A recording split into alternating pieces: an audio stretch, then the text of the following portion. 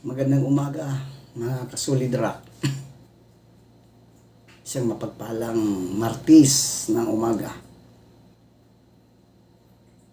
Tayo po ay muli magninilay-nilay sa salita ng Panginoon.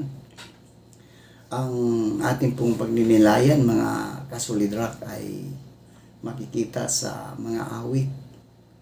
Kabanata na 95, talatang 6 hanggang 7. Ito po ang sinasabi. Tayo na't lumapit sa Kanya'y sumamba at magbigay galang.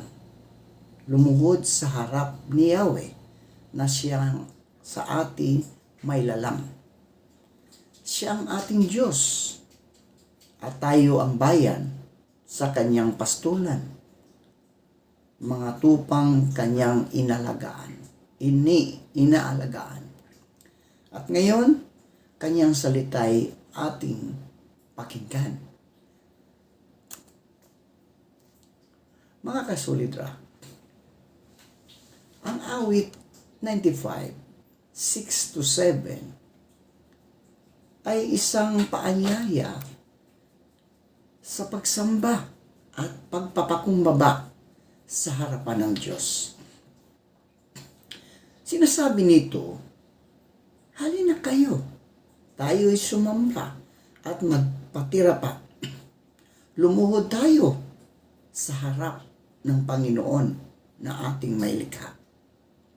Sapagkat siya ang ating Diyos at tayo ang bayan ng Kanyang pastulan, ang mga tupa na Kanyang inaalagaan. Mga kasolidra, ang talatang ito ay malinaw. Ang panawagan ng Diyos sa Kanyang bayan.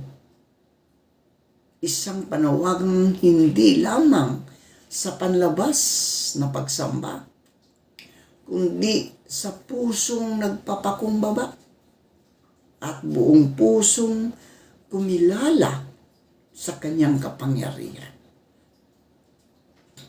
Ang pagsamba mga kasolidrak ay hindi lamang sa pag-awit o pagdalok sa pagtitipon,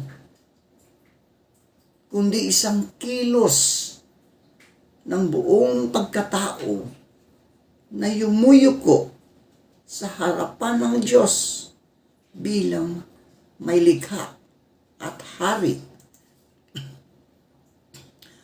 Ang pagyuko mga kasolidra at pagpapatira pa ay simbolo ng kababaang loob. Ipinapakita nito na kinikilala natin solidra. Ang mensahe ng awit 95, 6-7 ay malinaw na ang tunay na pagsamba ay nagmumula sa pusong kumikilala sa Diyos bilang may likha, bilang hari, at bilang pastol.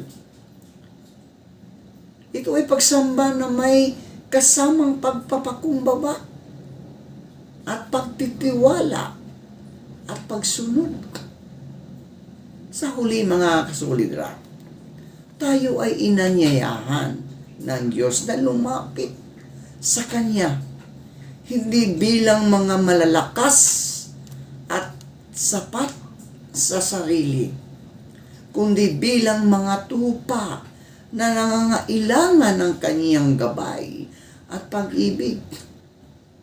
At sa paglapit natin mga kasolidra sa ating Panginoon, matatagpuan natin ang tunay na kapayapaan, tunay na katiwasayan at layunin ng ating buhay. Ang mga awit 95, 6-7 ay isang panawagan sa bayan ng Diyos na sumamba ng may pagpapakumbaba at pagkikilala sa Kanyang kadakilaan bilang may likha at Panginoon. Inanyayahan tayo na lumapit sa Kanya ng may pusong handang magpatira pa at yumuko bilang tanda ng paggalang at pagsuko sa kanyang kapangyarihan. Ipinapakita rin ng talata na tayo ay bayan ng Diyos at mga tupa ng kanyang pastulan na nangangahulugang tayo ay nasa ilalim ng kanyang pag-aalaga, paggabay at proteksyon. Siya ang ating pastol na nagmamahal at nag-iingat sa atin.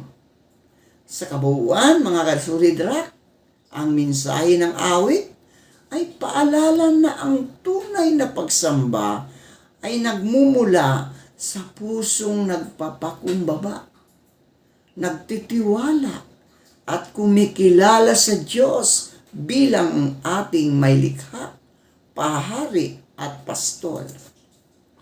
Tayo po ay manalangin.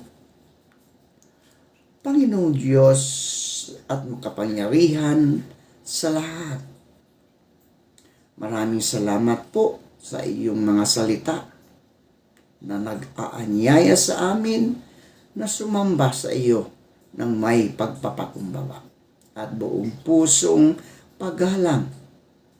Salamat po sapagkat ikaw ang aming may likha, hari at mabuting pastol na nag-aalaga sa amin araw-araw. Panginoon, lumalapit po kami sa iyo ng may pusong mapagpakumbaba. Tanggapin mo po ang aming pagsamba ngayong kami ay yumuyuko sa iyong harapan. Linisin mo po ang aming puso sa anumang kapalaluan, pagkukulang at pag-aalinlangan na humahadlang sa aming tunay na pagsamba sa iyo. Turuan mo po kami na lubos na magtiwala sa iyo bilang aming pastor.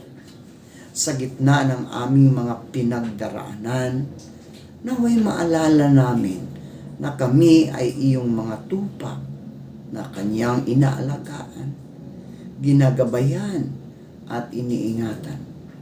Panginoong Hesus, pagkaisahin mo po kang iyong bayan sa tunay na pagsamba.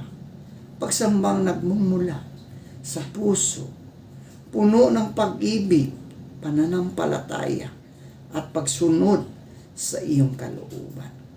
Sa lahat ng ito, ikaw lamang ang aming papurihan, sambahin at pasalamatan. Sa pangalan ni Jesus, Amen.